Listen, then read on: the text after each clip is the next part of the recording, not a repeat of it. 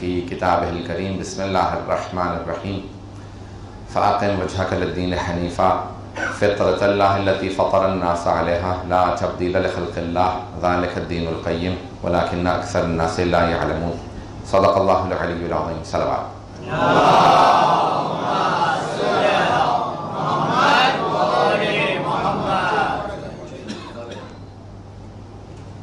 سب سے پہلے میں تمام علماء کرام کا، آپ کے تمام منتظمین کا، مؤمنین کا بے حد شکر گزار ہوں کہ جنہوں نے مجھے آپ تمام کی زیارت اور آپ سے خطاب کرنے کی مہلت عنایت فرمائی. پروردگار کا لاکھ لاکھ شکر ہے. میرا پہلا اتفاق ہے حضرات میں دنیا بھر میں جاتا ہوں، مسلسل سفر میں ہوں پچھلے کئی مہینے سے. ابھی افریقہ سے واپس گیا تھا اور یہاں آیا ہوں. چند گھنٹے صرف آرام ملا ہے، لیکن جب ممبر پہ آتا ہوں تو خود بخود اپنے اندر تازگی محسوس کرتا ہوں. ذکر محمد و آل محمد میں ایک ایسا اثر ہے جو انسان کو طاقت عنایت کرتا ہے. اور جب میں اہل بیت علیہ السلام کا ذکر کرتا ہوں تو میں یہ محسوس نہیں کرتا کہ میں یہاں ہوں جہاں ہوں، بلکہ یہ محسوس کرتا ہوں کبھی مدینے میں ہوں، کبھی نجف میں ہوں، کبھی کربلا میں ہوں. جن کا ذکر ہوتا ہے محسوس یہ ہوتا ہے کہ وہیں سے طاقت محسوس ہو رہی ہے، وہ طاقت عطا کرتے ہیں. اذان کرام میں میں نے سورہ روم کی اس آیت کا انتخاب کیا. 30واں سورہ ہے، 30ویں آیت ہے، اور اللہ اپنے حبیب سے ارشاد فرما رہا ہے کہ فاقم وجہک للدین حنیفا، کہ میرے حبیب یہی جو دین حنیف ہے اسی کی طرف اپنے رخ کو رکھیے. یعنی دنیا کو حکم ہے. کئی مرتبہ مخاطب ہم ہوتے ہیں لیکن خطاب پیغمبر سے ہوتا ہے. اللہ اپنے حبیب کے ذریعے سے امت کو ان کی خطاب کرتا ہے. فطرت اللہ التی فطر الناس علیہا، اللہ نے اپنی فطرت پہ تمام مخلوقات کو خلق کیا. فطرت خدا کیا ہے؟ یعنی اللہ نے ایک فطرت پہ خلق کیا، جسے آپ انگلش میں نیچر کہتے ہیں. عربی کی اصطلاح ہے، اردو اور فارسی میں عربی ہی سے لی گئی ہے اصطلاح فطرت، کہ انسان فطرت دین پہ پیدا ہوا ہے، فطرت اسلام پہ پیدا ہوا ہے.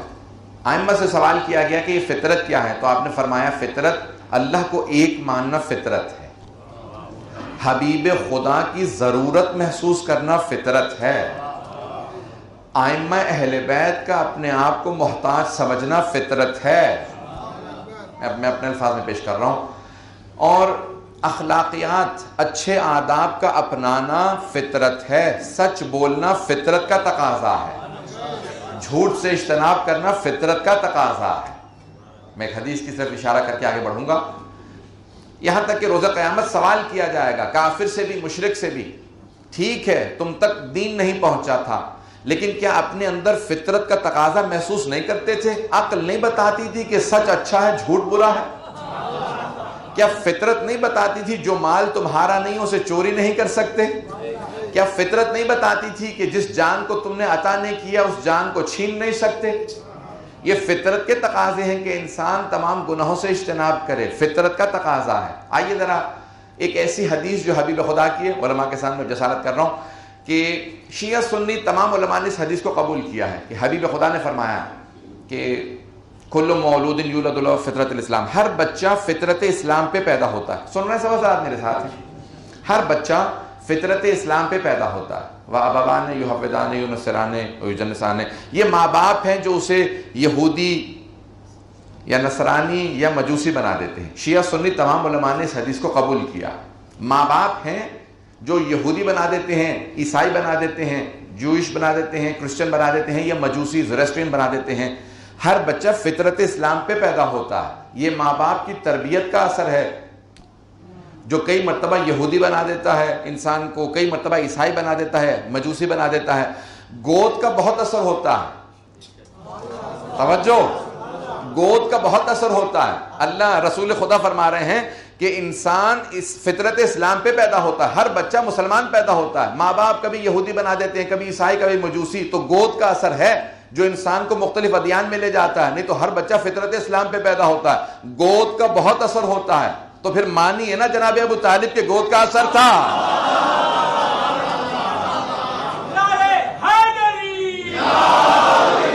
بہت پیارے انداز سے سن رہے ہیں. ایسا گرامی، اب یہ مانیے جناب ابو طالب کی گود کا اثر ہے کہ ان کا پلا کوئی عقیل بنتا ہے، کوئی جعفر. کوئی سید المرسلین بنتا ہے، کوئی سید الاولیاء۔ یہ گود کا اثر ہے کہ انسان کو کہاں سے کہاں پہنچا دیتا ہے۔ اور ایک اور جملہ کہتا چلوں کہ جناب سیدہ کی گود کا اثر ہے، کوئی سیدہ شباب اہل الجنہ بنتا ہے، کوئی سیدہ شباب اہل الجنہ، اور کوئی سید الشہداء بنتا ہے، کوئی زینب کبریٰ، کوئی ام کلثوم۔ اگر کسی کنیز کو بھی تھوڑی تربیت کر دیں تو 40 سال قرآن سناتی ہے۔ تو گود کا اثر بہت زیادہ ہوتا ہے۔ تو انسان اس گود کو ہمیشہ سلام کرے جس نے اپنی اس گود سے رسول اسلام کو پال کے دیا ہے۔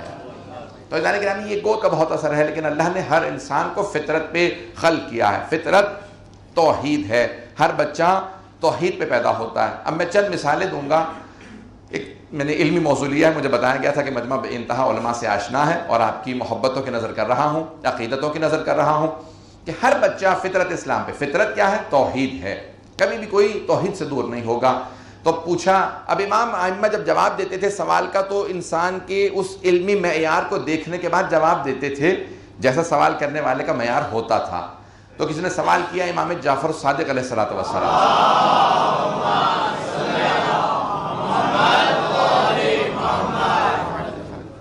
سوال کیا کہ مولا کوئی دلیل دیجئے کہ خدا ہے۔ تو امام نے شاگردوں کے سامنے سوال کیا اس سے، کہا پیشہ کیا ہے؟ کہا ملا ہوں، کشتی چلاتا ہوں دریا میں۔ تو امام نے کہا کہ اچھا یہ بتاؤ کبھی ایسا ہوا کہ بھنور آ گیا ہو، سیلاب آ گیا ہو؟ کہا ہوتا ہی رہتا، میرا تو پیشہ یہی ہے، تو یہ تو سال میں 1-2 مرتبہ ایسا ہو ہی جاتا، بھنور آ جاتا ہے، سیلاب آتا ہے، کشتی تھپیڑے کھانے لگتی ہے۔ تو مولانا نے کہا اچھا یہ بتاؤ کہ کبھی جب کشتی ڈوبنے لگے، کشتی سے گر گئے ہو، تو کبھی خیال آتا کہ کوئی ہے جو تمہیں بچا سکتا ہے؟ کہا ہمیشہ یہ خیال آتا ہے کہ کوئی بچا سکتا ہے۔ کہا وہ جو دل کی گہرائیوں میں پایا جاتا ہے نا، جو بچا سکتا ہے وہی خدا ہے۔ اگر بات پہنچ رہی ہو تو عزیزان گرامی، امام نے فرمایا کہ وہ جو دل کی گہرائیوں میں پایا جاتا ہے کہ ہاں وہ بچا سکتا ہے وہی خدا ہے۔ ایک اور آدمی نے سوال کیا، یہ دیکھیں یہ ملح تھا، دوسرا سوال کرتا ہے، وہ ہے یونان کا بہت بڑا طبیب، اس زمانے کا ڈاکٹر کہہ لیجئے۔ تو اب قابل آدمی ہے، آتا ہے یونان سے اٹھ کے، کہا کہ فرزند رسول بہت آپ کا نام سن کے آیا ہوں، بہت زیادہ آپ کی تعریف سنی ہے، خدا کو نہیں مانتا، کوئی دلیل دیجئے۔ دوبارہ امام نے کہا پیشہ کیا ہے؟ کہا طبیب ہوں۔ توجہ سے سنیے گا جانے گرامی، کہا امام نے تجربہ کیسے کرتے ہو؟ کہا جانوروں سے، مختلف جانوروں کے اوپر تجربات کرتا ہوں جیسے آج بھی زمانے میں ہوتے ہیں۔ تو کہا دوائیں بناتا ہوں پرندے اور جانوروں کو۔ امام نے کہا تم نے کبھی غور کیا کہ تمام جانوروں کا انڈا، پرندوں کا جو انڈا دیتے ہیں وہ ایک ہی جیسا لگتا ہے، زردی ہوتی ہے، سفیدی ہوتی ہے، اور اس کے اوپر ایک شیل ہوتا ہے، ایک جلد ہوتی ہے۔ کہ جب اس جلد کو کھولو گے اندر وہی زردی اور وہی سفیدی نظر آتی ہے، تمام انڈوں میں وہی زردی ہے، وہی سفیدی ہے، لیکن جب اس میں سے مختلف پرندوں کے بچے نکلتے ہیں، اسی زردی اور سفیدی سے کبھی مور جیسا پرندہ نکلتا ہے جس کے کئی رنگ ہوتے ہیں، کبھی مرغی کا بچہ چوزا ہے، کبھی کبوتر کا ہے۔ کہ ہر پرندے کے الگ الگ اثر ہیں، پر بھی الگ الگ ہیں، زبانیں بھی الگ الگ ہیں، بولیاں بھی الگ الگ۔ کہ وہی زردی وہی سفیدی، بنانے والا اتنی قدرت رکھتا ہے کہ اسی زردی سے کبھی مور کو پیدا کرتا ہے۔ کہا اور ان کی فطرت بھی الگ الگ ہے۔ فطرت کا لفظ امام نے استعمال کیا، کہا فطرت بھی الگ الگ ہے۔ کہا بطخ کا بچہ پیدا ہوتا ہے، کبھی پوچھتا نہیں ہے اماں آپ فوراً ہی دریا کے اندر اتر گئی ہیں، میں تو ابھی پیدا ہوا ہوں۔ کہا فطرت ایسی ہے، اللہ نے اس کی ایسی بنائی ہے کہ پیدا ہوتے ہی ماں کے ساتھ چلنے لگتا ہے۔ کہا تمہیں خیال نہیں آتا کہ قدیر ہے وہ خدا، علیم ہے وہ خدا جس نے اس انڈے کے اندر یہ تاثیر پیدا کی ہے۔ جب ایک مرتبہ تڑپنے لگا، ایک مرتبہ اس نے تڑپ کے سوال کیا کہ یہ ساری باریکیاں میرا تو کام ہے، میں نے پھر بھی غور نہیں کیا تھا، آپ کیسے جانتے ہیں؟ کہ اس خدا جس نے وہ ساری تاثیریں رکھی ہیں مجھے اپنی حجت بنا کے بھیجا، میں حجت خدا ہوں، حجت اللہ ہوں، اس لیے ان تمام چیزوں کو جانتا ہوں۔ عزیزان گرامی، جیسا انسان سوال کرتا تھا امام اس طرح سے جواب دیتے تھے، اس کی عقل کو، فہم و فراست کو دیکھتے ہوئے۔ تو فطرت انسان کے وجود میں پائی جاتی ہے، انسان کے ذہن میں ہے۔ وقت نہیں ہے، یہ عشرے کا موضوع ہے تو میں تیزی سے تمام عقائد کو پیش کروں گا، اگر چلتے رہیں گے میرے ساتھ۔ تو عزیزان گرامی یہ ہے توحید۔ اب میرے اپنے عقیدے کے حساب سے خود عدل بھی ہماری فطرت میں پایا جاتا ہے کہ اللہ کو عادل ماننا اور خود عدالت کی رعایت کرنا، مراعات کرنا کہ انسان عادل بنے. کیوں کہہ رہا ہوں کہ یہ فطرت کا تقاضا ہے؟ عزیزان گرامی، ایک لفظ ہے ظلم. ظلم، کسی بھی آپ مکتب میں چلے جائیں، کسی بھی مذہب میں چلے جائیں، کسی بھی دین میں چلے جائیں، حتیٰ ایسے لوگوں کے پاس چلے جائیں جو خدا کو نہیں مانتے، جو ایتھیسٹ ہیں، ایسے لوگوں کے پاس چلے جائیں جو کسی دین کو نہیں مانتے، ان سے بھی سوال کریں گے تو ایک بات کہیں گے، ظلم برا ہے اور عدل و انصاف اچھا، عدل اچھا ہے، عدالت بالکل درست سے اچھی.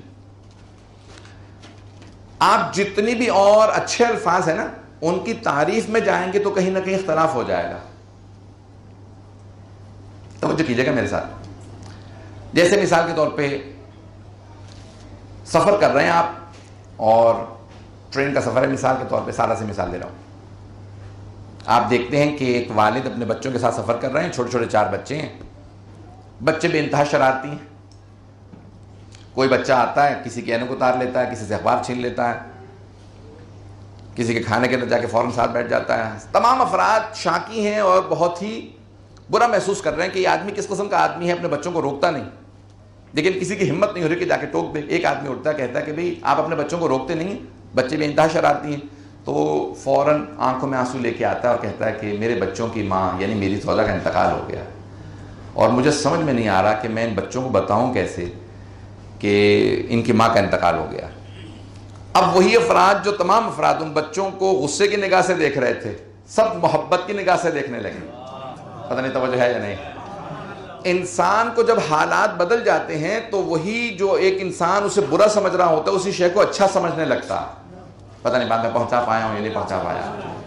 میں ایک آپ کو بتاؤں کہ ایک آدمی نے چوری کی، آپ سب کہیں گے اس کو سزا ملنی چاہیے، آدمی برا ہے. لیکن اگر بتاؤں اس کے بچے بھوک سے مر رہے تھے تو آپ فوراً کہیں گے کہ نہیں سزا نہیں ملنی چاہیے. ہاں غلط کیا ہے، چوری کی ہے، لیکن سزا نہیں ملنی چاہیے، بچے بھوک سے مر رہے تھے. عزیزان گرامی، ہم جتنی بھی تعریفیں، جتنی ڈیفینیشنز بنائیں گے نا تو ہر جگہ پہ ہماری ڈیفینیشن حالات واقعات سے بدل جائے گی.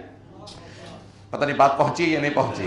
میں نے صرف 2 مثالیں دی ہیں، میرے پاس وقت نہیں ہے کہ میں تفصیل میں جا سکوں. جتنی بھی چیزیں ہیں دنیا کے اندر، ہر چیز کی اگر حالات و واقعات بدل جائیں تو ڈیفینیشن بدل جائے گی، آپ کی تعریف بدل جائے گی. لیکن 2 چیزوں میں کبھی بھی کسی بھی موقع پہ ڈیفینیشن نہیں بدلے گی. وہ ہیں 2 چیزیں، ظلم و عدل. کسی بھی مکتب میں کسی بھی حالت میں ظلم برا ہے اور کسی بھی مکتب میں کسی بھی حالت میں عدل اچھا ہے. عزیزان گرامی، تو پھر فطرت کا تقاضا ہے نا کہ عدالت کو جز مانا جائے. میں پتہ نہیں پہنچا پا رہا ہوں یا نہیں. میں نے آپ سے کہا میرے پاس وقت نہیں ہے کہ میں ساری چیزوں کو پیچھوں. میں آپ کے سامنے پیش کر رہا ہوں. میٹھے کو سب اچھا سمجھتے ہیں، لیکن اگر آپ کہیں کہ اس آدمی کے لیے نقصان دہ ہے، اسے شوگر ہے یا ڈائبیٹک ہے، تو آپ فوراً کہیں گے کہ نہیں میٹھا اس کو نہیں کھانا چاہیے. تلخ چیز کو ہر آدمی برا سمجھتا ہے، بٹر ہے، تلخ. لیکن اگر کہیں نہیں دوا ہے اس کے لیے مفید ہے، آپ کہیں گے نہیں اب یہ اچھی چیز ہے. ہر چیز کی ڈیفینیشن بدل جائے گی، لیکن عدل کی اور ظلم کی ڈیفینیشن جہاں چلے جائیں گے وہی رہے گی. ہر انسان کہے گا عدل اچھا. ہماری فطرت کا تقاضا ہے کہ عدل کو اپنے دین کا، عقل کا، فطرت کا جز مانا جائے. اگر بات پہنچ گئی ہو اور تفصیل مزید ضرورت تو نہیں ہے. عزیزان گرامی، یہ 6 گھنٹے کی میرے لیکچرز ہیں صرف عدل کے اوپر انگریزی کے اندر. اس کا میں نے 6 منٹ کے اندر خلاصہ کیا. میں حقیقتاً پہنچا نہیں سکتا، لیکن کوشش یہی ہے کہ بات پہنچ جائے. فطرت کا تقاضا یہ ہے کہ اللہ کو عادل مانا جائے اور ہم اپنی زندگیوں کے اندر عدالت کی رعایت کریں، مراعات کریں. بات واضح ہو گئی ہے عزیزان گرامی؟ کہیں گے تو میں آگے بڑھ جاؤں. عزیزان گرامی، نبوت کی، وحی کی، انسان فطری طور پہ، پیدائشی طور پہ کنجکاو ہے، یعنی اس کے اندر ایک کیوریوسٹی پائی جاتی ہے. انگلش میں کیوریوسٹی کہتے ہیں، کنجکاوی فارسی کی اصطلاح ہے. تجسس پایا جاتا ہے، جاننا چاہتا ہے بچہ، ہر چیز جاننا چاہتا ہے. آیا کوئی عالم غیب ہے؟ اچھا اگر عالم غیب ہے کہ ہمارا رابطہ برقرار ہو سکتا ہے، اور اس رابطے کا نام کیا ہے جو رابطہ برقرار کرے گا؟ عزیزان گرامی، یہ جو تجسس پایا جاتا ہے نا، یہ انسان کو خدا تک لے جا رہا ہے، لیکن وہ تجسس انسان کو نبی کے ذریعے خدا تک لے کے جاتا ہے. اگر بات پہنچ گئی ہو. میں تمام اصول دین، شیعہ اصول دین، فطرت کے تقاضوں سے، عقلی دلیلوں سے ثابت کر رہا ہوں. کوئی آیت، صرف یہ آیت کے ضمن میں کوئی اور دلیل نہ قرآن سے پیش کر رہا ہوں نہ حدیث سے، صرف اور صرف عقل سے ثابت کر رہا ہوں کہ ہمارے جتنے بھی اصول دین ہیں، 5 اصول دین، یہ فطرت کے تقاضوں کے عین مطابق ہے. نبوت کی ضرورت انسان کی فطرت میں پائی جاتی ہے، کہ ہاں کوئی ایسا نبی ہو اور وہ معصوم ہو. معصوم کیوں ہو؟ اگر گنہگار ہوگا، خطاکار ہوگا تو ہمیشہ اس پہ شک رہے گا، آیا پہلے غلطی کر چکا ہے یا آئندہ غلطی کرنے والا. جو اللہ کی طرف سے آئے اسے ایسا ہونا چاہیے کہ کبھی اس پہ شک نہ ہو. جس پہ شک ہو وہ خدا کا نمائندہ نہیں ہو سکتا، میرا اور آپ کا نمائندہ ہو سکتا.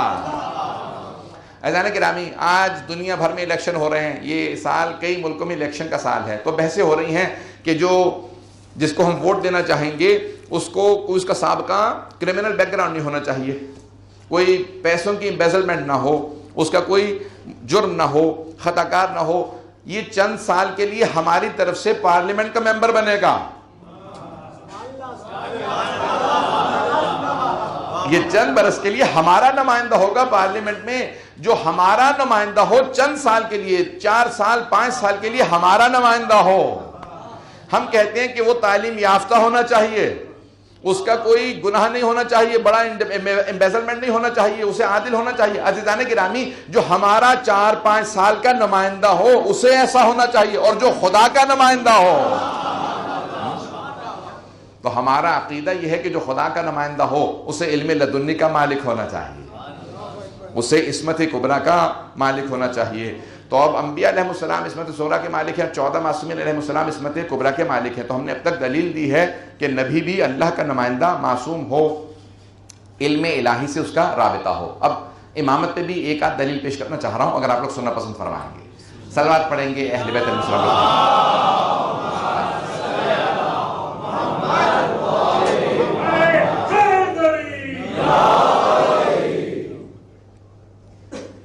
میرے ساتھ سے تھوڑی سی گرمی ہے تو اس لیے مجھے مسلسل پیاس لگے گی. عزیزان گرامی، آئیے ذرا دلیل پیش کر رہا ہوں آپ کے لیے امامت سے متعلق، اور یہ بھی امام جعفر صادق علیہ السلام کے ایک شاگرد سے.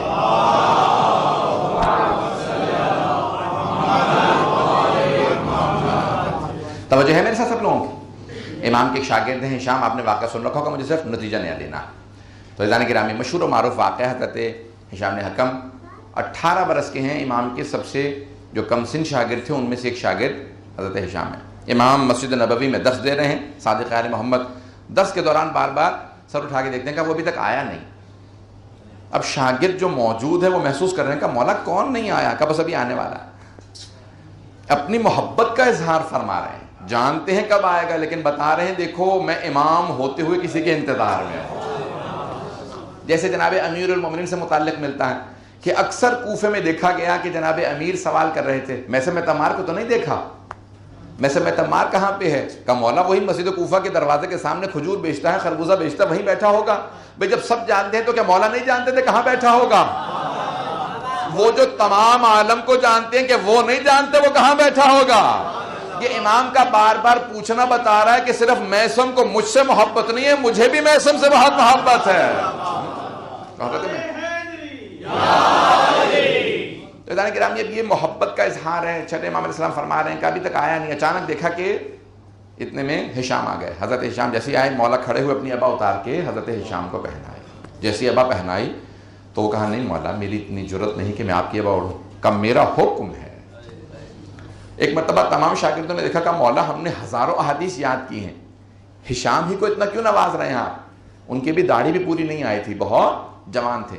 مولا نے کہا تم سب میرے دین کا دفاع کرتے ہو اور یہ ہماری امامت کا دفاع کرتا ہے. یہ جہاں جاتا ہے ہماری اہل بیت علیہ السلام کی امامت و ولایت کا دفاع کرتا ہے.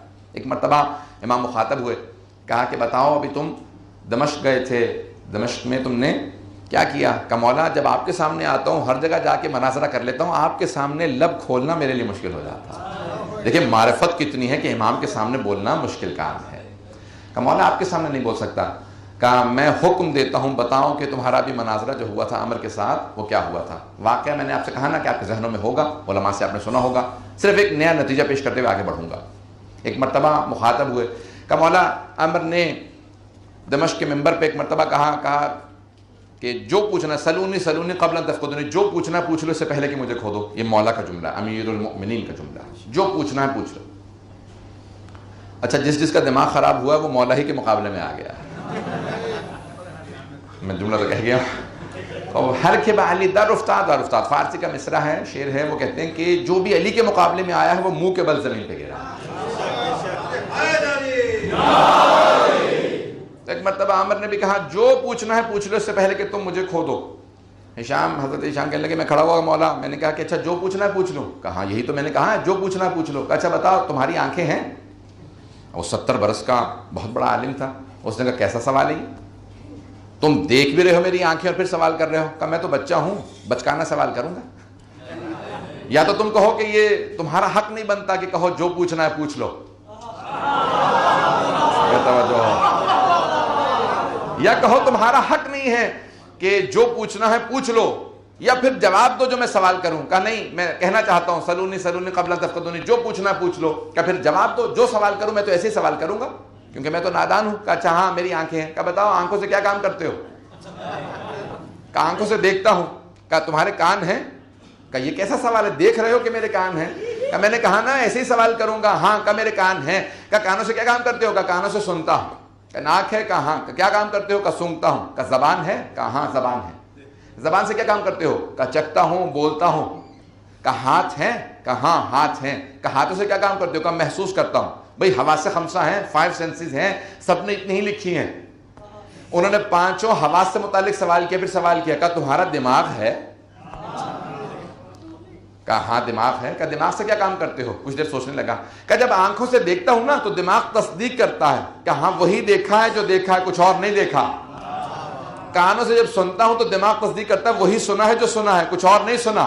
جو ناک سے سونگھتا ہوں دماغ تصدیق کرتا ہے. زبان سے جو چکھتا ہوں بولتا ہوں دماغ تصدیق کرتا ہے. ہاتھ سے جو محسوس کرتا ہوں دماغ تصدیق کرتا ہے. کہا اچھا تو تم مجھے یہ بتانا چاہ رہے ہو کہ تمہارے 6 فٹ کے وجود کے اندر تمہارا جو دماغ ہے وہ امام کا کام کرتا ہے؟ بھئی جب تمہارے 6 فٹ کے وجود کو امام کی ضرورت ہے تو کیسے ممکن ہے اتنی بڑی کائنات خدا خلق کرے اور اسے امام کی ضرورت نہ ہو؟ بھئی عقل کا تقاضا یہ ہے کہ انسان اس پوری دنیا کی حجت کو مانے امام کو مانے. یہ عقلی تقاضا ہے فطری تقاضا ہے. تو اب جو فطرت کو مانتا ہوگا وہ امام کو ضرور مانے گا. فطری عزیزان گرامی ہماری فطرت کا تقاضا یہ ہے کہ ہم امام کو مانیں اور اسے معصوم مانیں. اسے معصوم تفصیل میں نہیں جا سکتا. قیامت کے لیے بھی صرف ایک عقلی دلیل دے کے آگے بڑھوں گا. پھر اس کے بعد اخلاقیات کے متعلق چند جملے پیش کروں گا. مجھے نہیں معلوم کتنی دیر مجلس کے لیے ہے میرے پاس یا کتنی دیر پڑھ سکتا ہوں. چلیں وہ کہہ رہے ہیں پڑھیے. تو آئیے عزیزان گرامی ایک دلیل صرف معاد پہ قیامت پہ. اگر موت نہ ہو حساب کتاب نہ ہو تو پھر اتنے افراد خلق کیے گئے ہیں. صدام نے 2.7 ملین یعنی ملین اور 7 لاکھ یعنی 27 لاکھ لوگ قتل کیے اور ایک مرتبہ پھانسی دے دی گئی. کیا 27 لاکھ لوگوں کی ایک مرتبہ پھانسی دے دی جائے کافی ہے؟ اور سید الشہداء نے آج تک جتنے بھی انسان آنے والے ہیں مسلمان ہو رہے ہیں شیعہ ہو رہے ہیں وہ سب کے سب محمد و آل محمد کے مقروض ہیں. تو جتنا بھی ان کو اللہ دے دے وہ کم ہے کیونکہ انہوں نے اتنا بڑا انسانیت پہ اللہ کی ساری مخلوقات پہ احسان کیا کہ آج تک جو شیعہ ہو رہا ہے وہ حسین کا مدیون. پتہ نہیں بات پہنچ رہی ہے نہیں پہنچ رہی ہے. جو شیعہ ہو رہا ہے وہ امام حسین کا مقروض ہے کہ بھئی ان کی وجہ سے لوگ شیعہ ہو رہے ہیں. کروڑوں افراد دنیا میں 30-40 کروڑ سے زیادہ افراد اس وقت ایک وقت میں موجود ہیں.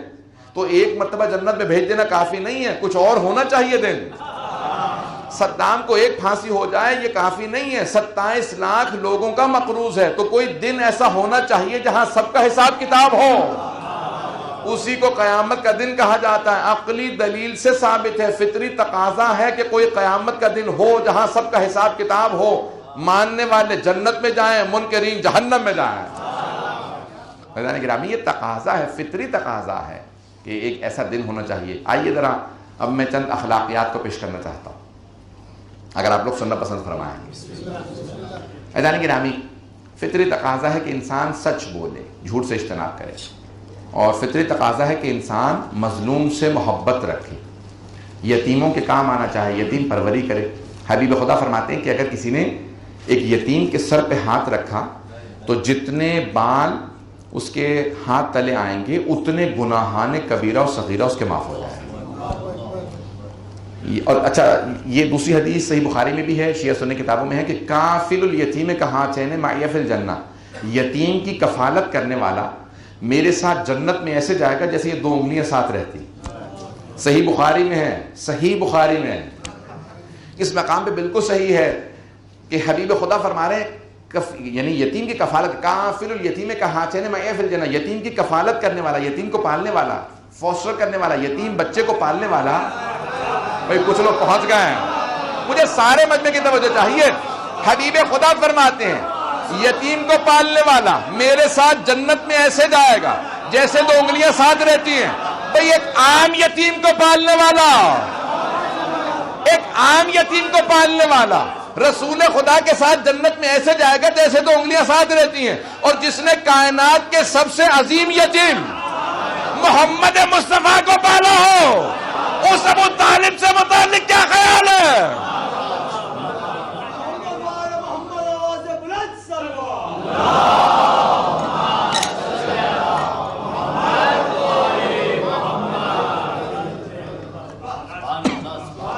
حضران گرامی, کائنات کے سب سے عظیم یتیم محمد مصطفیٰ صلی اللہ علیہ وسلم, اور ان کو پالنے والے ہیں حضرت ابو طالب.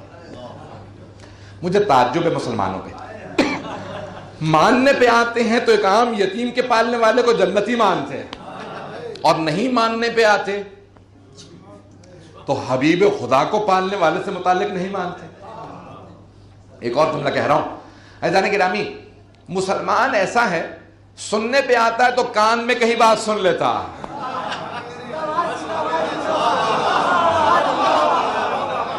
کہ حبیب خدا نے کان میں کہا, جب کان میں کہا تو تم نے کیسے سنا؟ جب انسان کان میں کہتا ہے نا تو سرگوشی کرتا ہے, وسپر کرتا ہے, دھیمے الفاظ سے کہتا ہے. عزیزان گرامی, جب آہستہ کہا جاتا ہے اسے سننا بڑا مشکل ہوتا ہے, لیکن سننے پہ آتے ہیں تو کان میں کہیں بات سن لیتے ہیں, اور نہیں سننے پہ آتے تو غدیر میں چیخ چیخ کے اعلان کر رہے ہیں.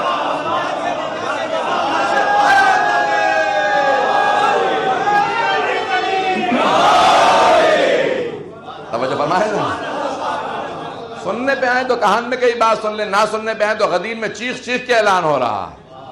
اور کچھ افراد تو یہاں تک کہہ رہے ہیں کہ بھی کون تھے, تم نے سنا نہیں, دور تھے, دیکھا تو ہوگا.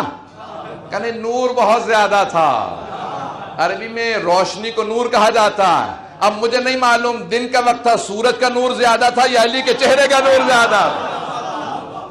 عزیزان گرامی, اب یہ فطرت کا تقاضا ہے کہ انسان یتیم پروری کرے, مظلوموں کے کام آئے. انسان کی فطرت کا تقاضا ہے کہ جب حق کو سنے سمجھے تو اس کی پیروی کرے. فطرت کا تقاضا ہے کہ انسان جب حق کو سن لے تو پھر حق کی پیروی کرے. اور افراد وہ اپنی فطرت کو دبا رہے ہوتے ہیں. عزیزان گرامی, آیا اب بہت سے لوگ کہتے ہیں کہ نہیں میری تو فطرت میں نہیں تھا, میں نے حضرت علیہ السلام کو نہیں مانا یا حضرت ابو طالب کو نہیں مانا, فطرت میں نہیں تھا میری. ہم کہہ رہے ہیں نا فطرت میں ہے. سن رہے ہیں نا سب لوگ؟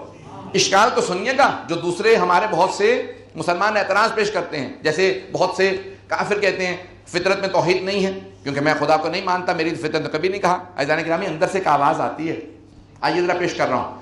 ائمہ سے سوال کیا گیا کیسے فطرت میں ہے توحید, کیسے فطرت میں ہے آپ کی امامت, فطرت آیا بدلی جا سکتی ہے؟ امام نے کہا ہاں, ماں باپ بدل دیتے ہیں, معاشرہ بدل دیتا.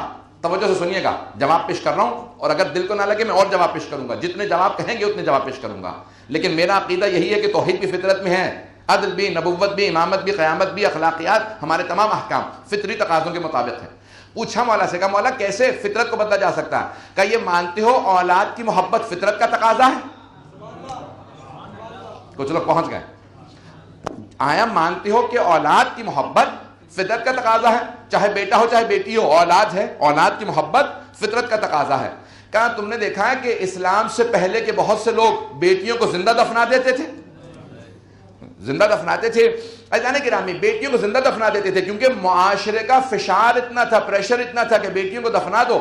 اگر فطرت کا تقاضا نہ ہوتا محبت کرنا تو پھر بیٹیاں ہی نہ ہوتی, کیونکہ کئی لوگ کہتے تھے نہیں مجھ سے نہیں دفنایا جا رہا, توجہ, مجھ سے نہیں دفنایا جا رہا, میری محبت تقاضا کرتی ہے کہ میں اپنی بیٹی کو نہ دفناؤں. عزیزان گرامی, کئی مرتبہ فطری تقاضوں کے خلاف انسان چلا جاتا ہے کیونکہ معاشرے کے اندر فشار ہوتا ہے, تربیت ایسی دی گئی ہوتی ہے, انسان اس فطرت کا انکار کر رہا ہوتا ہے, لیکن اندر سے مسلسل آواز آ رہی ہوتی ہے. حتیٰ وہ جو انسان کو توحید کی آواز آتی ہے کہ نہیں مانو کوئی خدا ہے, مانو کہ ہاں جو افضل ہو اسی کی پیروی کرنی چاہیے, عزیزان گرامی فطرت کے تقاضے ہیں، لیکن کئی مرتبہ انسان اس فطرت کو سپریس کرتا ہے، اسے دبا دیتا ہے، فطرت کے تقاضوں کو اس کی مخالفت کرتا ہے۔ دو چیزیں ہیں، غریزہ اور فطرت۔ اب میں تھوڑا سا اس کو عمق دے رہا ہوں، زیادہ تفصیل میں نہیں جاؤں گا۔ غریزہ انسٹنکٹ انگلش میں کہتے ہیں، اور فطرت نیچر۔ غریزہ کبھی بدل نہیں سکتا، بھوک پیاس اسے بدلا نہیں جا سکتا۔ فطرت اگر معاشرہ مسلسل اسے دباتا رہے، اسے دبا اور ختم کر دے معاشرے سے، تو کئی مرتبہ انسان فطرت سے دور ہو جاتا ہے، لیکن اندر سے مسلسل آواز آتی رہے گی، مرتا جائے گا لیکن آواز آتی رہے گی کہ نہیں تو فطرت کے تقاضوں کو پورا نہیں کر رہا۔ حضرت یاسر، حضرت عمار کے والدین، انہوں نے کہا کہ نہیں، ایک مرتبہ بیٹی دفنائی تھی، میں آج تک اپنے آپ کو معاف نہیں کر سکا، میں دوبارہ کبھی بیٹی کو نہیں دفناؤں گا۔ حبیب خدا نے کہا یہی تو میں شروع سے بتا رہا ہوں، بیٹیوں کو دفنانا حرام ہے، میرے دین کا جز ہے کہ اپنی بیٹیوں سے محبت کرو، احترام کرو، یہ فطرت کا تقاضا ہے۔ عزیزان گرامی، معاشرے کی وجہ سے کئی مرتبہ لوگ دور ہو جاتے ہیں محمد و آل محمد سے۔ آیا اتنا بڑا ظلم نہیں ہے جناب امیر علیہ السلام پہ آج تک کہ جتنے بھی ان کے مقابلے میں لوگ لے کے آتے ہیں، کبھی نہیں کہتے کہ علم میں امیر المومنین سے زیادہ تھے، کوئی نہیں کہتا شجاعت میں بہتر تھے، کوئی نہیں کہتا سخاوت زیادہ تھی، کوئی بھی کسی فضائل کے اندر علی کا کوئی مقابلہ نہیں کر سکتا۔ سب مانتے ہیں، پھر بھی کہتے ہیں کہ نہیں، بہتر یہی ہے کہ جیسا نظام چل رہا ہے ویسا ہی مانو۔ تو جو چل رہا ہے وہ مانو، جو فطرت کہہ رہی ہے اسے چھوڑ دو۔ فطرت یہی کہتی ہے جو علم میں زیادہ ہو اسے مانو، اور نام لیے بغیر آپ کسی مسلمان سے، حتیٰ کسی کافر، یہودی، مشرک، ملحد، کسی سے بات کریں نام لیے بغیر، کہیں اچھا بتاؤ جو علم میں زیادہ ہو اسے ماننا چاہیے یا جو علم میں کم ہو اسے ماننا چاہیے؟ جو شجاعت میں، اب ایک آدمی میں یہ تمام صفات ہو، علم میں بہت زیادہ، شجاعت میں، سخاوت میں، تمام فضائل میں، اہل سنت کے عالم دین ہیں، 900 سال پہلے اپنی کتاب میں لکھتے ہیں کہ میں نے، اہل سنت کے عالم دین ہیں، کہتے ہیں میں نے علی کے اندر 70 ایسے فضائل دیکھے ہیں جو کسی صحابی میں نہیں، اور میں نے جتنے فضائل صحابہ میں دیکھے ہیں ان تمام فضائل میں علی کو ان تمام صحابہ کا امام پایا۔ پتہ نہیں بات پہنچا پایا ہوں؟ جتنے فضائل صحابہ میں دیکھے ہیں ان تمام فضائل میں علی کو ان کا امام پایا، علی پھر بھی تمام صحابہ کے امام ہیں۔ میں ایک اور جملہ پیش کر رہا ہوں، حضرت عبداللہ ابن عباس صحابی رسول بھی ہیں اور رسول خدا کے چچا کے بیٹے بھی ہیں۔ تو ایک آدمی نے کہیں سوال کر لیا ان سے، تو بہت سے دوسرے صحابہ کھڑے تھے، وہ نابینا ہو گئے تھے آخر عمر میں، پرانے زمانے میں آنکھوں کا علاج نہیں ہو پاتا تھا، تو کسی نے سوال کیا کہ بتاؤ سب سے افضل صحابی کون سے؟ اب جو ماننے والے تھے امیر کے، آپ کو پتا ہے کہ تقیہ کا دور تھا، تو کوئی کھل کے نام نہیں لیتا تھا، تو سب کے سب اپنے بیگانے سب کھڑے ہو گئے قریب میں آ کے، تو کہا کہ بھائی بتاؤ سب سے افضل صحابی کون ہے؟ تو انہوں نے کسی کا نام لکھا، یہ صحابی سب سے افضل۔ تو قریب میں ایک مولا کا ماننے والا کھڑا تھا، اس نے کہا کہ اچھا پھر اس کے بعد یہ، اس کے بعد اب وہ چیخنے لگا، کہا 10 تک تم نے گنوا دیے، کہیں پہ علی کا نام نہیں لیا، کہ کہیں پہ علی نہیں آ رہے، کہا تو اپنے سوال کو درست کر لے، میں جواب درست کر لوں گا۔ نہیں پہنچا پایا۔ کہا تو سوال درست کر لے، میں جواب درست کر لوں گا۔ کہا تو نے اتنے افضل صحابہ میں کہیں پہ علی کا نام نہیں لیا، کہا تو نے صحابہ پوچھے تھے، علی صحابہ میں نہیں اہل بیت میں ہے۔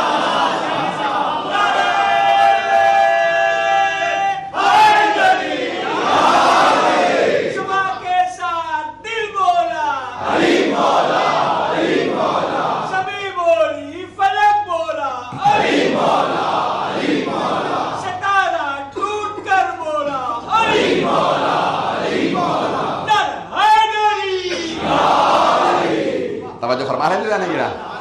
حضرت عبداللہ ابن عباس نے کہا تو سوال کو درست کر لے، جب صحابہ کا پوچھے گا میں صحابہ ہی کا بتاؤں گا۔ علی صحابہ میں نہیں ہے، علی اہل بیت میں ہے۔ جب اہل بیت کا پوچھے گا تو میں یہی کہوں گا کہ ہاں اہل بیت میں علی سب سے افضل ہے۔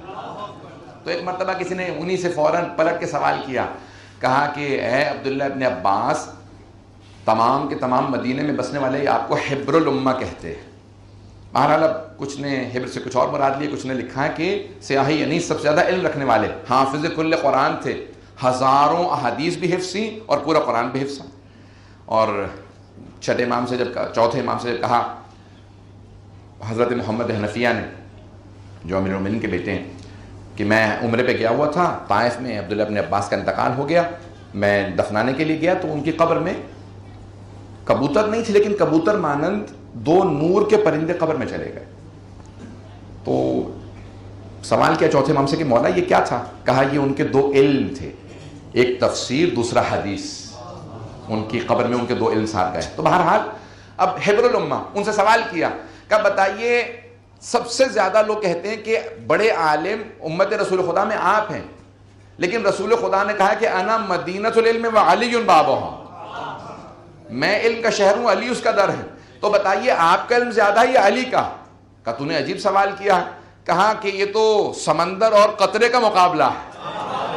کہا سمندر کون ہے قطرہ کون ہے؟ کہا تو بالکل ہی عقل نہیں رکھتا، علی سمندر ہے میں قطرہ۔ عزیزان گرامی یہ جناب عبداللہ ابن عباس، پوری دنیا اگر کچھ بھی معرفت رکھتی ہوگی تو اقرار کرے گی کہ علی علی ہے، امت کا کوئی مقابلہ علی سے نہیں ہے، جو امیر المؤمنین ان کے قدموں کی خاک ہیں، آج تمام کے تمام صحابہ یا تمام کے تمام امت کے بسنے والے۔ لیکن یہ امیر المؤمنین پہ ظلم ہے کہ آج 1400 سال بعد سب کے سب مانتے ہیں کہ علم علی سب سے زیادہ، شجاعت میں سب سے زیادہ، عصمت، سب تمام کی تمام چیزوں میں جناب امیر، لیکن پھر بھی کہتے ہیں کہ نہیں حق دوسروں کا بن سکتا ہے۔ اس سے بڑا ظلم کیا ہوگا جناب امیر علیہ السلام؟ آپ کو بات واضح ہوئی ہے، میری دلیل واضح ہوئی ہے؟ یہ فطرت کے عین تقاضوں کے مخالف ہے، عقل کے عین مخالف ہے کہ انسان تمام فضائل جناب امیر کا مانتا ہو لیکن کہے کہ نہیں، یہ بہت بڑا ظلم ہے جناب امیر صاحب۔ تو عزیزان گرامی کبھی بھی فطری تقاضوں کو اپنے سے دور نہ کیجیے گا، ہمیشہ فطرت کے تقاضوں کے ساتھ ساتھ چلتے رہیے گا۔ دو دلیلیں اور پیش کر رہا ہوں اور آگے بڑھوں گا۔ صلوات پڑھیں جناب امیر کی خوشنودی کے لیے۔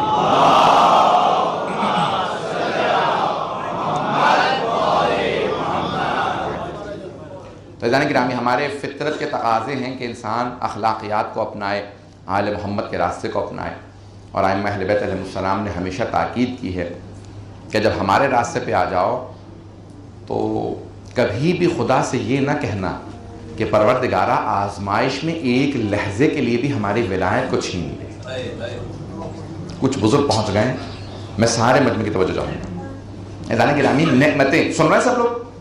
نعمتیں کئی مرتبہ جب چھن جاتی ہیں نا تو پھر انسان کو احساس ہوتا ہے یہ کتنی بڑی نعمت تھی۔ تو بعض اوقات نعمتوں کا چھننا اچھا ہوتا ہے، دولت نعمت ہے، چھن جاتی ہے تو احساس ہوتا ہے کہ ہاں میں کتنے لوگوں کی مدد کر سکتا تھا۔ صحت نعمت ہے، جب کچھ دیر کے لیے انسان بیمار ہوتا ہے نا تو انسان کو احساس ہوتا ہے کتنی بڑی نعمت تھی۔ فرصت نعمت ہے۔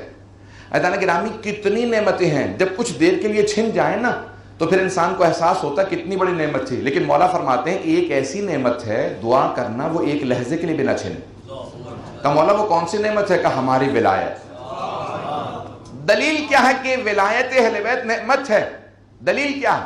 بھئی دیکھیں رسول خدا نے کہا الیوم اکملت لکم دینکم واتممت علیکم نعمتی، یہ کب کہا؟ غدیر خم کے میدان میں جب مولا کی ولایت کا اعلان کیا تھا، جب اعلان کیا تھا من کنت مولا فہذا علی المولا، جب امیر المؤمنین کی ولایت کا اعلان کیا تو حبیب خدا نے کہا کہ آیت نازل ہوئی الیوم اکملت لکم دینکم واتممت علیکم نعمتی، آج نعمتیں مکمل ہو گئیں۔ تو عزیزان گرامی ولایت نعمت ہے اور سب سے بڑی نعمت ہی ولایت ہے۔ لَتُسْأَلُنَّ يَوْمَئِذٍ عَنِ النَّعِيمِ، سورہ تکاثر میں اللہ نے فرمایا ہے کہ اس دن تم سے سوال کیا جائے گا سب سے بڑی نعمت کا۔ چھٹے امام سے پوچھا مولا یہ سب سے بڑی نعمت کون سی ہے؟ کہ ہم اہل بیت کی ولایت۔ لوگ کہتے ہیں کہ کھانے پینے کا سوال ہوگا، مولا نے کہا کہ اگر کوئی امیر آدمی کوئی سخی آدمی گھر پہ دعوت دے اور دروازے پہ کھڑا ہو جائے پوچھے بتاؤ کیا کھایا تو کیسا محسوس ہوگا؟ کہ مولا سخی کیسے ہو سکتا ہے کہ سوال کرے؟ کہ خدا سخاوت عطا کرنے والا ہے، کیسے ممکن ہے روز قیامت سوال کرے کہ دنیا میں کیا کھا کے آئے ہو، کیا پی کے آئے ہو؟ کیا کھانے پینے کا سوال نہیں کرے گا؟ کہ مولا کس چیز کا سوال کرے گا؟ کہ ہم آل محمد کی ولایت کا سوال کرے گا، میں نے علی کی ولایت عطا کی تھی، کیسے تم نے انکار کر دیا؟ کہ سب سے بڑی نعمت اللہ نے جو عطا کی ہے وہ ولایت ہے۔ کہ دعا کرنا پروردگارہ ایک لحظے کو یہ نعمت نہ چھنے، ایک لحظے کو بھی، کیوں؟ کہیں ایسا نہ ہو کہ اسی لحظے میں موت آ جائے۔ کہ اگر ہماری ولایت کے بغیر جاؤ گے تو پھر کفر کی موت جاؤ گے۔ کہ کبھی بھی اس نعمت کے چھننے کی دعا نہ کرنا۔ عزیزان گرامی میں تفصیل سے مسائل پڑھنے کا عادی ہوں، میں نے وقت لے لیا۔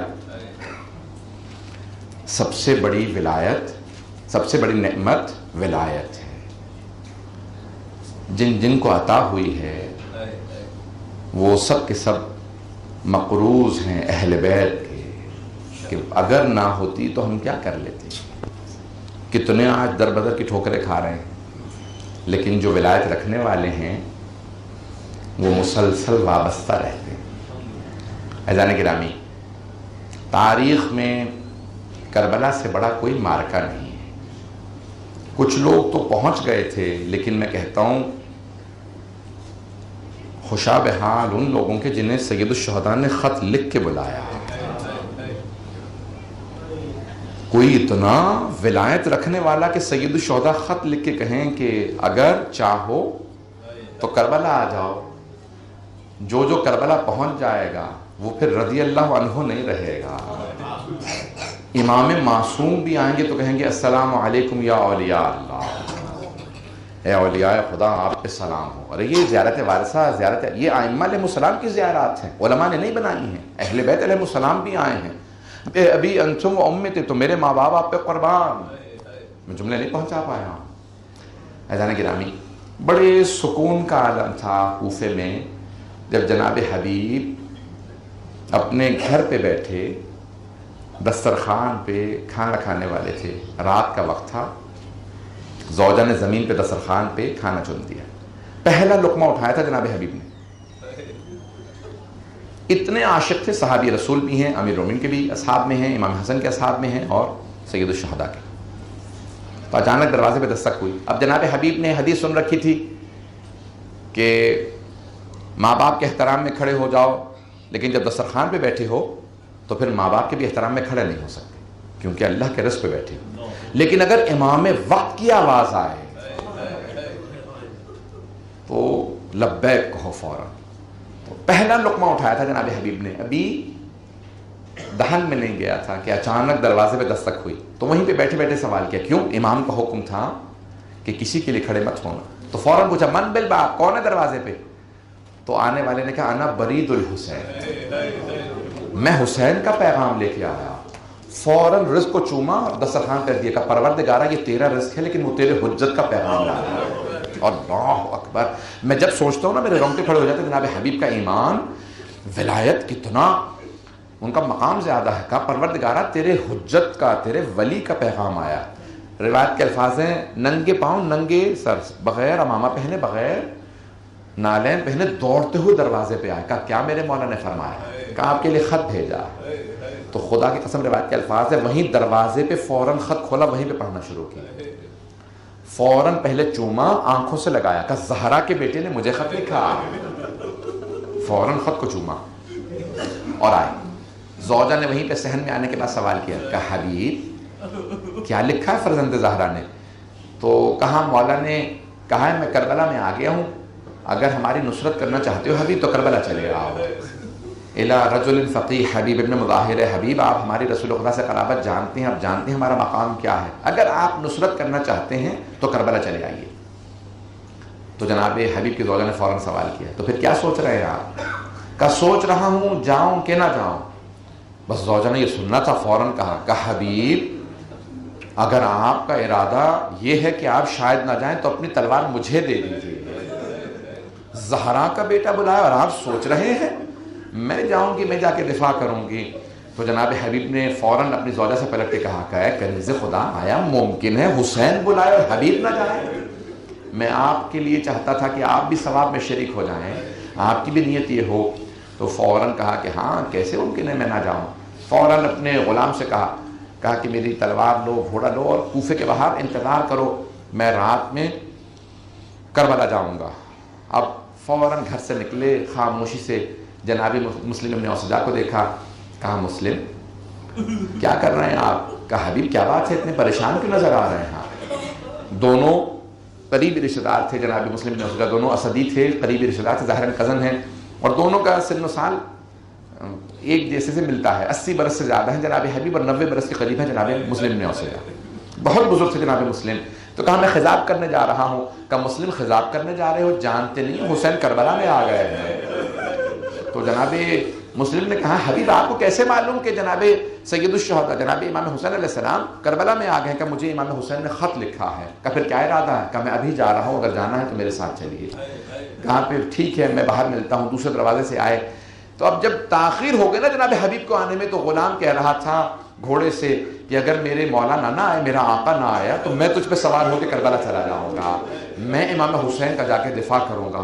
بس یہ جملہ سننا تھا، جناب حبیب کے کانوں میں آواز آئی، غلام کہہ رہا ہے کہ گھوڑے سے کہ میں تجھ پہ سوار ہو کے کربلا جاؤں گا۔ ایک مرتبہ کربلا کا رخ کیا جناب حبیب نے، کہا مولا کتنے مظلوم ہو گئے آپ، اب تو غلام زادے بھی آپ پہ غیرت کھانے لگے ہیں۔ بس یہ جملہ کہا جناب حبیب نے، رونے لگے، گھوڑے پہ سوار ہوئے، تلوار لی اور کہا غلام سے میں نے تجھے آزاد کیا۔ کہا نہیں آقا، اب مجھے آزادی نہیں چاہیے، اگر ہو سکے تو مجھے بھی کربلا لے چلیے۔ بس جناب حبیب نے کہا ٹھیک ہے، میری پشت پہ سوار ہو جا۔ فوراً ہاتھ پکڑا، غلام کو سوار کیا، جانے لگے۔ جناب مسلم آئے۔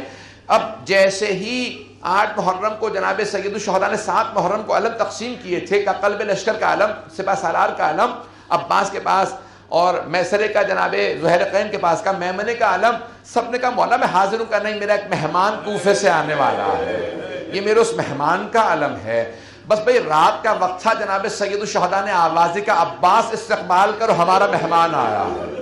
علی اکبر ذرا آگے بڑھو، ہمارا مہمان آیا۔ سارے فرزندان اہل بیت علیہ السلام کھڑے ہو گئے، اصحاب کھڑے ہوئے۔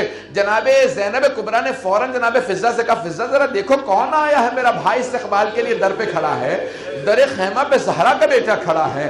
جناب فضہ نے پلٹ کے کہا بی بی کوئی حبیب ابن مظاہر آئے ہیں، کوفے سے حبیب ابن مظاہر آئے ہیں۔ جناب زینب نے کہا فضہ حبیب کو میرا سلام کہہ دو۔ ایک مرتبہ جناب فضہ آگے بڑھی، جناب حبیب جناب سید الشہداء کے قدموں کو چوم رہے تھے، ہاتھوں کو چوم رہے تھے۔ جناب فضہ نے کہا حبیب آپ کو علی کی بیٹی نے سلام کہا۔ یہ جملہ سننا تھا، روایت کے الفاظ ہے، جناب حبیب نے سر سے امامہ اتارا، گھٹنے پہ مارا، کہا مولا اتنے غریب ہو گیا، بہنوں کو ساتھ لے آئے ہیں۔ جناب سید الشہداء کو دیکھا، جناب حبیب سے بھی برداشت نہیں ہوا، کہا کہ مولا آپ بہنوں کو ساتھ لے آئے ہیں، ارے مولا آپ نے یہاں پہ کربلا میں ڈیرے لگا لیے۔ بس بھئی عزیزان گرامی، جناب حبیب کو اجازت ملی، 2 جملے پیش کے تمام کر رہا ہوں۔ جناب حبیب نے ایک مرتبہ 10 محرم کا دن نکلا، جناب حبیب کے متعلق چوتھے امام نے کہا نا یختم القرآن بلیلہ واحدہ، ایک رات میں ختم قرآن کرتے تھے جناب حبیب ابن مظاہر۔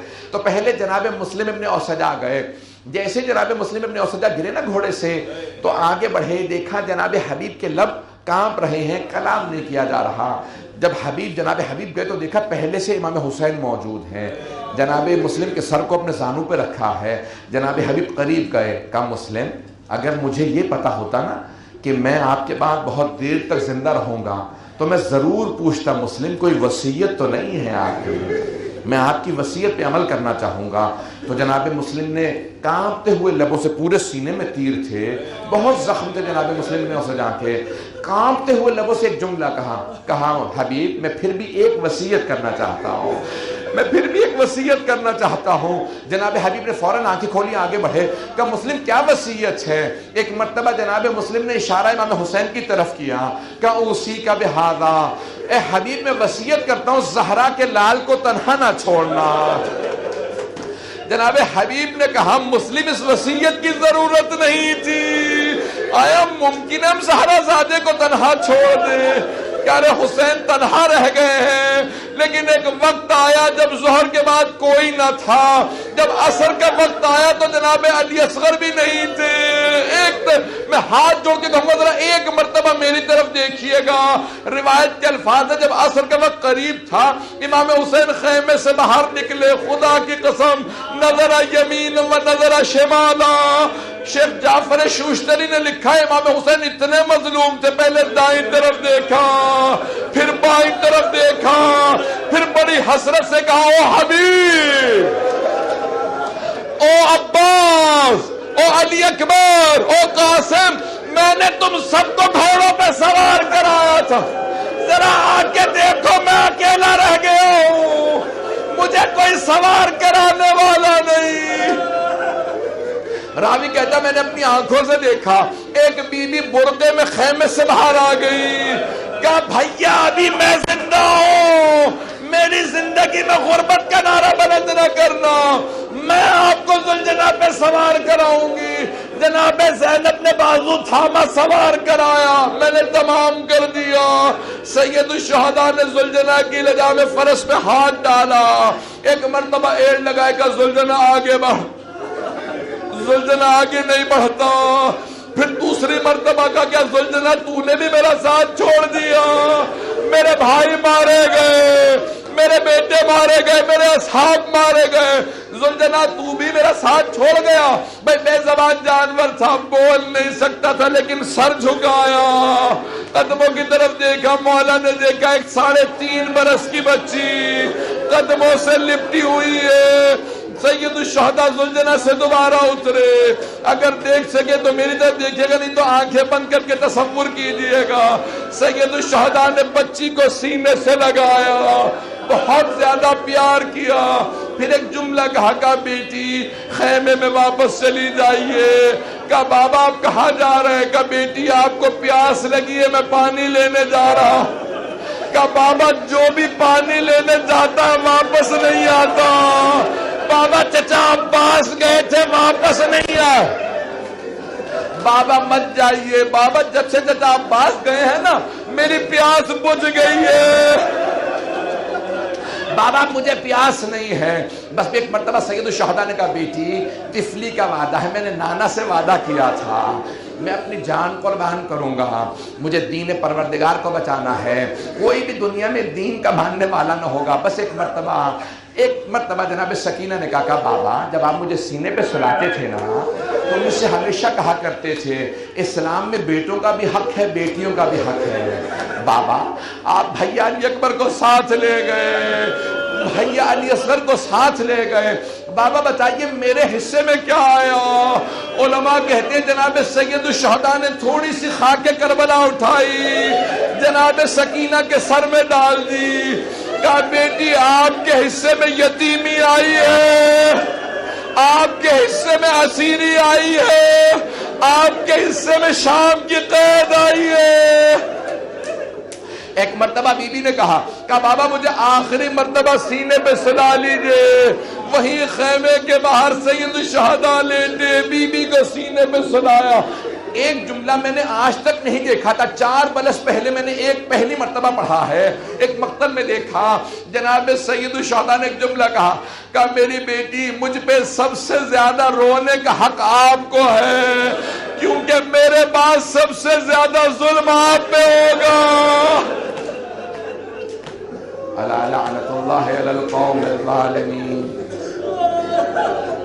وَسَيَعْلَمُ الَّذِينَ ظَلَمُوا أَيَّ مُنْقَلَبٍ يَنْقَلِبُونَ۔ ہاتھوں کو بلند کیجئے گا، مختصر سے دعا کرواؤں گا۔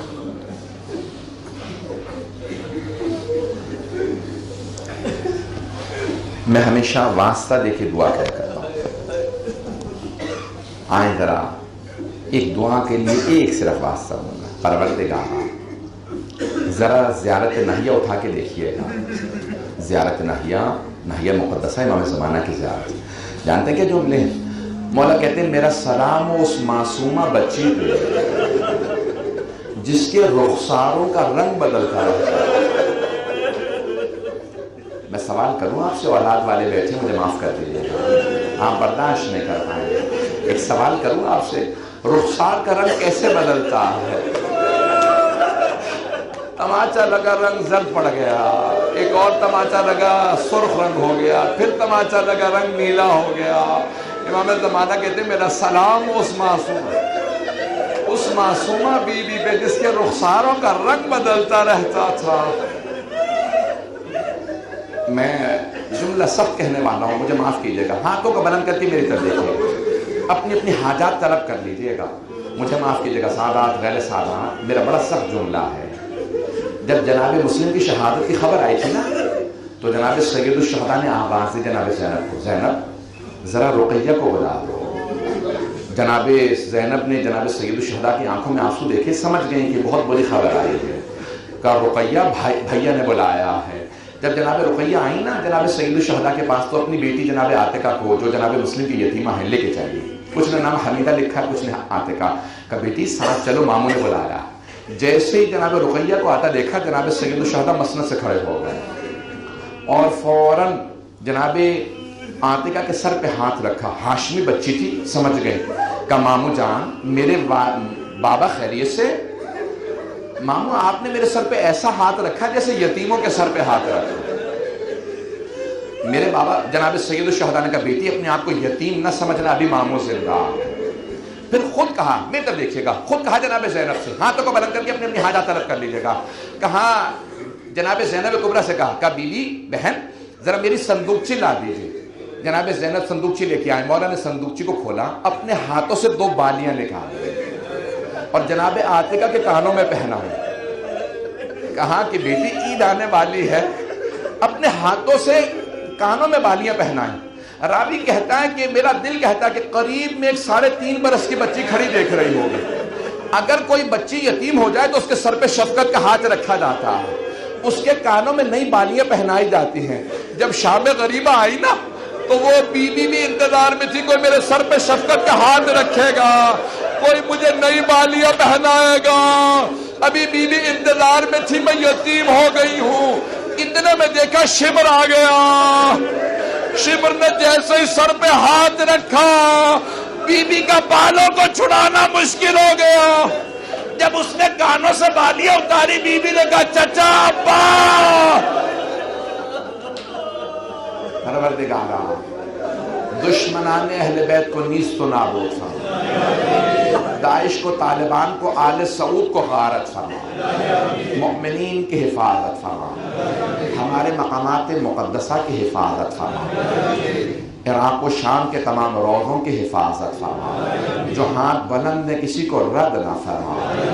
پروردگارہ ہمیں دوبارہ جناب زینب کی، جناب سکینہ کے روضوں کی زیارت نصیب فرما۔